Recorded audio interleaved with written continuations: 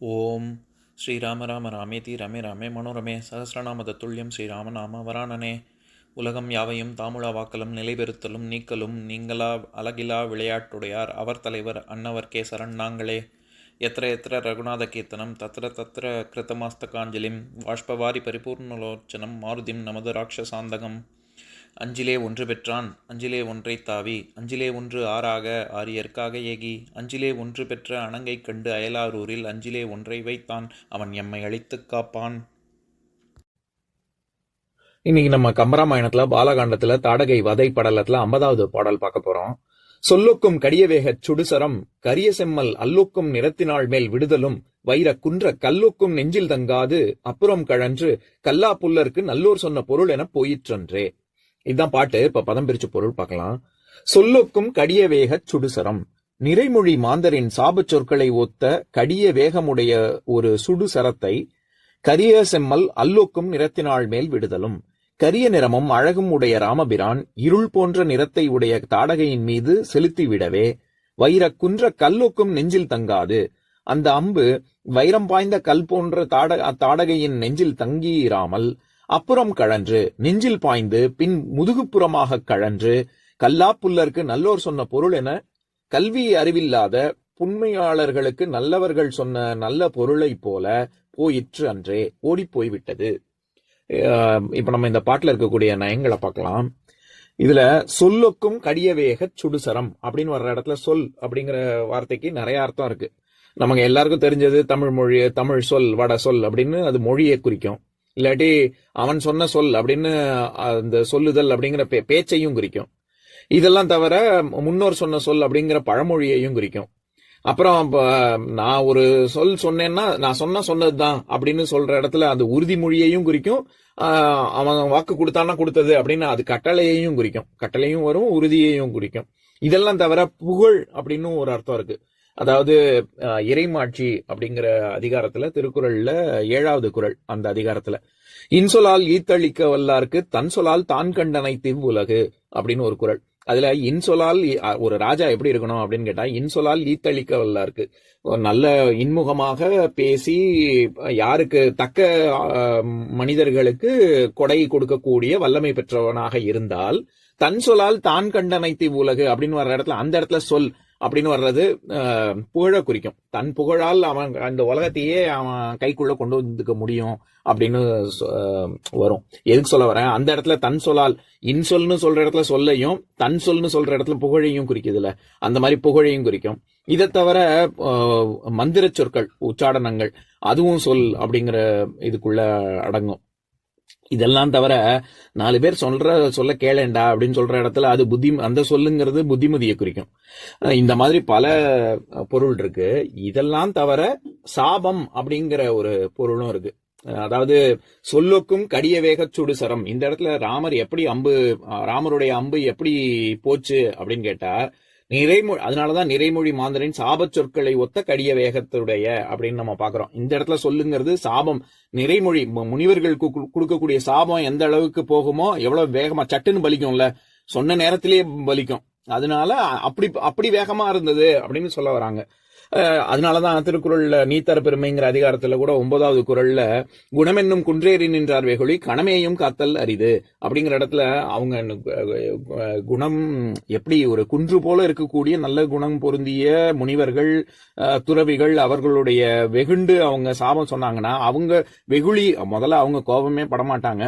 ஆனா அப்படி அதர்மத்துக்கு தர்மத்துக்கு எதிரா அதர்மம் நடக்கும் பொழுது அவங்களுக்கு வர்ற கோபமுமே கணமேயும் காத்தல் அருதி, ஏயும் கணம் அவங்க சொல்ல நேரத்துல யாராலையுமே காப்பாற்ற முடியாது அப்படின்னு வருது இல்ல. அந்த மாதிரி இங்க சாபச் சொற்கள் எப்படி வேகமா போகுமோ அந்த அளவுக்கு ராமருடைய அம்பு பாய்ந்தது அப்படின்னு சொல்ல வராங்க. ஏன்னா இங்க ராமருடைய வில்லிலிருந்து புறப்படக்கூடிய அம்புக்கு எப்பேற்பட்ட தன்மை கொண்டது அப்படின்னா அது கடுமையானது, வேகமானது, ரொம்ப அரிதானது, அது காண கிடைக்காத காட்சி. ரொம்ப ஏன்னா நிறைமொழி மாந்தர், இப்போ முனிவர்களே போறவன் வரவனெல்லாம் எல்லாரையும் சபிச்சுக்கிட்டா இருப்பாங்க இல்ல, அவங்க வார்த்தையை சட்டுன்னு விடவே மாட்டாங்க. அப்படி அவங்க விட்டாங்கன்னா அப்ப அந்த அந்த வார்த்தை அது நல்ல சொல்லாவும் இருக்கலாம், சாபமாவும் இருக்கலாம். அது உடனே பலிக்கும்ல. அவங்க எளிதில் அவங்க அப்படி வார்த்தையை விட்டுற மாட்டாங்க. அந்த மாதிரி ராமன் அம்ப எடுத்து சும்மா இஷ்டத்துக்கு குறிப்பாக்குறது அந்த மாதிரிலாம் கிடையாது.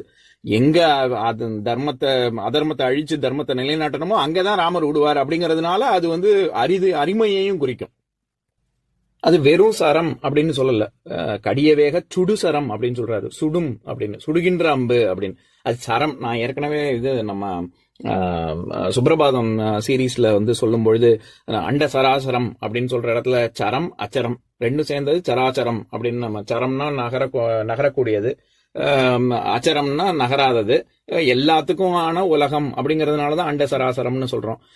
எதுக்கு சொல்ல வரேன், நம்ம சரம்னு சொல்றதுக்கு காரணமே அது வேகமாக செல்லக்கூடிய தன்மை கொண்டதுங்கிறதுனாலதான் சரம்னு சொல்றோம். இப்ப நம்ம சரவெடி அப்படின்னு சொல்றோம்ல, தீபாவளி அப்ப சரவெடி வெடிச்சான் அப்படின்னு. அந்த சரவெடினாலே என்ன அர்த்தம், நம்ம சும்மா உட்காந்து கல்லு மாதிரி உட்காந்துட்டு இருக்கிறவங்க கூட அந்த வெடி வெடிச்சான்னா திடுக்குன்னு அப்படி நகருவான் அப்படின்னு அர்த்தம். அதனாலதான் அதை சரவெடினே சொல்றோம். அந்த மாதிரி இங்க சுடுசரம் அப்படின்னு சொல்றாரு. சுடக்கூடிய அப்படியே என்ன சொல்றது, நெருப்பு மாதிரி பாயக்கூடிய சரம் அப்படின்னு சொல்ல வர்றாரு. இன்னொன்னு கம்பருடைய பெருமை இங்க இந்த இடத்துல எப்படி வெளிப்படுதுன்னா, ராமரும் கருப்பு தான், தாடகையும் கருப்பு தான். ஆனா ராமரை சொல்லும் பொழுது கரிய செம்மல்னு சொல்றாரு, தாடகையை சொல்லும் பொழுது அல்லுக்கும் நிறத்தினாள், இருள் போன்ற கரிய நிறம் அப்படின்னு சொல்றாரு. அங்கேயே இந்த காலத்துல இப்படி எல்லாம் சொன்னா பாடி ஷேமிங் அப்படின்னு சொல்லிடுவாங்க. ஆனா இப்ப நல்ல வேளை கம்பர் காலத்துல அப்படிலாம் இல்ல. அதனால அவரால் தைரியமா இந்த மாதிரியான உவமையெல்லாம் சொல்ல முடிஞ்சது. இதுல அப்புறம் கழன்று கல்லாப்புல்லருக்கு நல்லோர் சொன்ன பொருள் என போயிற்றன்றே அப்படின்னு வர்ற இடத்துல அப்புறம் கழன்றுனா எப்புறம் கழன்று அப்படிங்கிறது, அதாவது தாடகையினுடைய மார்பு வழியா புகுந்து முதுகு பக்கம் வழியா ராமனுடைய அம்பு சென்றது அப்படின்னு சொல்ல வர்றாரு. அதே மாதிரி கல்லாப்புல்லருக்கு நல்லோர் சொன்ன பொருள் என போயிட்டுன்றேன்னா, ஒரு ரொம்ப இப்ப ஒண்ணுமே எது அறம் அப்படிங்கிறது கூட தெரியாத ஒரு நிலையில இருக்கக்கூடிய கீழோர் அறிவாற்றல் பெருசா இருக்காதுல்ல, அவங்களுக்கு என்னதான் புத்திமதி சொன்னாலும் இந்த காதுல வாங்கிட்டு அந்த காதுல விட்டுருவாங்க. அந்த மாதிரி கொஞ்சம் கூட நெஞ்சில தங்காம போயிடுச்சு அப்படின்னு சொல்றாரு. இதுல ஒரு சூக்ஷமும் இருக்கு. அவர் புல்லாருக்கு நல்லோர் சொன்ன பொருள் என போயிட்டுன்றேன்னு சொல்லல. பொண்ணும் படிக்காதவங்க அறம் எது தர்மம் எதுன்னு தெரியாதவங்களுக்கு நல்லவங்க சொன்ன சொல்லுன்னு சொல்லல. கல்லா புல்லருக்கு அப்படின்னு சொல்றாரு. அப்படின்னா என்ன, கற்ற புல்லர்களும் இருக்கிறார்கள், படிச்சும் எது தர்மம் எது அதர்மம்னு தெரியாதது நிலையில இருக்கக்கூடிய மக்களும் இருக்காங்க அப்படின்னு கம்பர் சொல்ல வர்றாரு. அப்ப ஏன் அவங்கள சொல்லல அப்படின்னா, படிச்சவங்க எது தர்மம்னு தெரிஞ்சவங்க 4 பேர் புத்திமதி சொல்லும் பொழுது அவங்களுக்கும் மனசாட்சி உறுத்தும். கொஞ்சம் அடடாச்சா இத்தனை பேர் இப்படி சொல்றாங்களே, ஆனாலும் நம்ம அப்படி பண்றோமே அப்படின்னு மனசாட்சி லேசா உறுத்தும். அந்த ஒரு நெருடல் கூட இல்லாம இருக்கிறவங்க கல்லாப்புல்லர் தானே. அது எதுன்னே தெரியாதவங்க தானே கொஞ்சம் கூட தங்கவே தங்காது அப்படின்னு இந்த காதுல வாங்கி அந்த காதுல விட்டுருவாங்கல்ல. அந்த மாதிரி நெஞ்சில கொஞ்சம் கூட தங்காம சென்றது அப்படிங்கறதுனாலதான் கல்லாப்புல்லருக்கு அப்படின்னு சொல்றாரு. ஏன்னா இந்த பாடலின் மூலமா கம்பர் சொல்ல வர்ற கருத்து அதுதான். கல்வி அறிவில்லாத கீழோருக்கு என்ன அறிவாற்றல் மிக்க மேலோர் புத்திமதி சொல்லும் பொழுது எப்படி உள்ளத்தில் தங்காமல் ஒரு காது வழியா இன்னொரு காது வழியா போகுமோ, அந்த மாதிரி தாடகையின் மார்பு வழியா முதுகு புறம் வழியா ராமனுடைய அம்பு சென்றது. இதுல இன்னொரு விஷயமும் இருக்கு. தாடகையினுடைய நெஞ்ச வர்ணிக்கும் பொழுது என்ன சொல்றாரு, வைரக்குன்ற கல்லொக்கும் நெஞ்சில் தங்காது அப்படின்னு. எப்பேற்பட்ட நெஞ்சம் கொண்டவள் அப்படின்னா, வைரக்கல் போல இருக்கக்கூடிய நெஞ்சு அப்படின்னு. நம்ம பொதுவாவே எல்லாம் சொல்லுவோம்ல, கொஞ்சம் கூட நெஞ்சில ஈரமே இல்லையே அப்படின்னு. அப்படின்னா என்னன்னா, இழகக்கூடிய ஒரு விஷயம். இருக்கிறதுலயே எது ரொம்ப ஹார்டஸ்ட் மெட்டீரியல் இந்த வேர்ல்டுலயே, இந்த உலகத்திலேயே எது ரொம்ப ஹார்டஸ்ட் அப்படின்னா அது வைரம் தான். ஏன்னா நம்ம வைரம் வாஞ்ச கட்டை அப்படின்லாம் சொல்லுவோம். அதே மாதிரி வைரம் நம்ம ஆழ்குழாயிலெல்லாம் பூமியை தோன்றதுக்கு, சுரங்கங்கள் எல்லாம் தோன்றதுக்கு, அதுக்கு எல்லாத்துக்குமே வைரத்தை தான் பயன்படுத்துவாங்க. அந்த குழாயில நுனியில வைரம் தான் இருக்கும். ஏன்னா அதுதான் கல்லெல்லாம் பொழந்துண்டு உள்ள போறதுக்கு, ட்ரில் பண்றதுக்கு அதுதான் சௌரியமா இருக்கும்.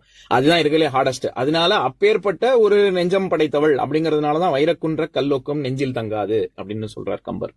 இப்ப நான் பாட்டை இன்னொரு தடவை படிக்கிறேன் கேளுங்க. சொல்லுக்கும் கடியவேகச் சுடுசரம் கரிய செம்மல் அல்லுக்கும் நிறத்தினாள் மேல் விடுதலும் வைரக்குன்ற கல்லுக்கும் நெஞ்சில் தங்காது அப்புறம் கழன்று கல்லாப்புல்லருக்கு நல்லோர் சொன்ன பொருள் என போயிற்றன்றே. இன்னொரு நாள் இன்னொரு பாட்டு பார்க்கலாம். ஓம் शान्ताकारं भुजगशयनं पद्मनाभं सुरेशं विश्वाधारं गगनसदृशं मेघवर्णं शुभाङ्गं लक्ष्मीकान्तं कमलनयनं योगिहृद्यानगम्यं वन्दे विष्णुं भवभयहरं सर्वलोकैकनाथम् உம்பரோடு இம்பர்காரும் உலகம் ஓர் ஏழும் ஏழும் எம்பெருமான் என்று ஏத்தி இறைஞ்சி நின்று ஏவல் செய்ய தம்பியரோடும் தானும் தருமமும் தரணி காத்தான் அம்பரத்து அனந்தர் நீங்கி அயோத்தியில் வந்த வள்ளல். ஓம் பூர்ணமதః பூர்ணமிதம் பூர்ணாத் பூர்ணமுதஸ்யதே பூர்ணஸ்ய பூர்ணமாதாய பூர்ணமேவாவசிஷ்யதே. ஓம் சாந்தி சாந்தி சாந்திஹி. ஓம் சர்வேஷாம் ஸ்வஸ்திர்பவது சர்வேஷாம் சாந்திர்பவது சர்வேஷாம் பூர்ணம் பவது சர்வேஷாம் மங்களம் பவது. ஓம் சாந்தி சாந்தி சாந்திஹி. ஓம் சர்வே பவந்து சுகினः சர்வே சந்து நிராமயாः சர்வே பத்ராணி பஷ்யந்து மா கஷ்சித் துக்கபாக் பவேத். ஓம் சாந்தி சாந்தி சாந்திஹி.